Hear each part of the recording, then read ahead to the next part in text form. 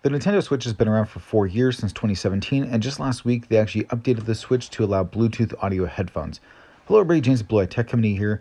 Now if you guys stick with me, I'll be showing you guys how you can update your Nintendo Switch and actually hook up some Bluetooth headphones such as AirPods. Now the first thing you're going to want to do is actually go to your settings, go all the way down to System, and click on System Update.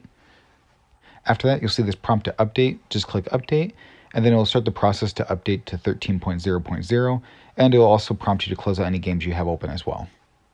Once it is finished updating, it will reset your Switch console, and then once the Switch turns back on, you'll now have the ability to hook up Bluetooth headphones to your Switch. The two Bluetooth headphones I'll be testing out today is my first generation AirPods and my Skullcandy Crusher Evo wireless headphones.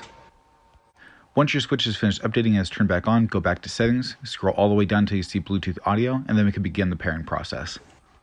All you have to do is hit pair device on your Switch, and then press the button on the back of the AirPods case until you see the white flashing light. Once that is done, it shouldn't take that much longer for your device to pop up on your Switch and be able to pair it instantly. Now when it comes to over-the-ear headphones such as the Crusher Evos that I'll be using right here, the pairing process is very similar to it is with the AirPods. All you have to do is just hold down the power button, which also acts as the pairing button, and go through the same process on the Switch as you did before with the AirPods. Now, while I think it's great that Nintendo actually finally implemented this feature, it is not without its limitations. You can only use up to 2 Bluetooth controllers at once while using Bluetooth audio, and you can't use any microphones that are on the headset as well for online multiplayer chat. But that being said, I think it's great that Nintendo actually finally did implement this feature. And if you really think about it, between Sony, Microsoft, and Nintendo is the only one that actually allows you to use Bluetooth headphones now without the use of a dongle. In my testing, I honestly got little to no lag when it came to using my AirPods or my Crusher Evo headphones, but I would love to know what you guys think down below. Have you guys already updated your Nintendo Switch, and what do you guys think of Bluetooth audio?